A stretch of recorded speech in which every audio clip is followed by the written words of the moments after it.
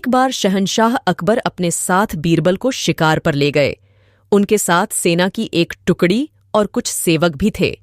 शिकार करके कुछ एक दिनों में अकबर लौटने लगे।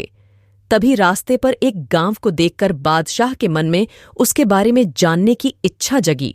उन्होंने तुरंत अपने साथ आए बीरबल से पूछा कि क्या तुम इस गांव के बारे में कुछ जानते हो?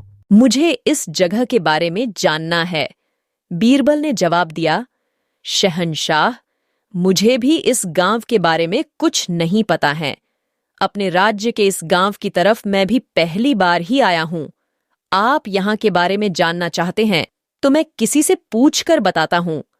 तभी बीरबल की नजर एक आदमी पर पड़ी।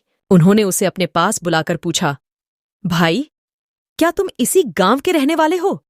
अगर हां, तो इस गांव के बारे में मुझे सब कुछ बता दो। यहां सब बढ़िया तो चल रहा है ना? वो आदमी बीरबल के सवालों का जवाब दे ही रहा था कि उसकी नजर बादशाह पर पड़ गई। उसने उन्हें पहचान लिया।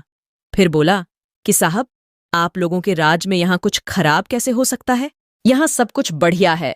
तब बादशाह ने उससे पूछा, तुम्हारा नाम क्या है? उस व्यक्ति ने जवाब में कहा, मेरा नाम गंगा है। बादशाह फिर बोले, पिता का नाम? जवाब मिला, जमुना। इतना सुनकर बादशाह ने पूछा कि फिर तो जरूर तुम्हारी मां का नाम सरस्वती होगा। उसने कहा, नहीं हुजूर, मेरी मां का नाम नर्मदा है। इन सभी बातों को सुनकर बीरबल को हंसी आ गई और उन्होंने मजाकिया अंदाज में कहा, बादशाह, अब यहां से आगे बढ़ना सही नहीं है। यहां सारी नदियां हैं। आपके पास नाव भी नहीं है तो आगे मत जाइए। आगे बढ़ने के लिए नाव का होना जरूरी है, नहीं तो डूबने का डर बना रहेगा और यहां ज्यादा देर रुके तो सब कुछ बह जाएगा।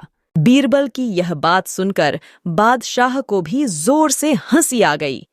वो व्यक्ति भी बीरबल का मजाक सुनकर मुस्कुराते हुए वहां से चला गया। कहानी से सीख, हर दम व्यक्ति को गंभीर रहने की जरूरत नहीं होती है। हंसी मजाक करना भी जरूरी है।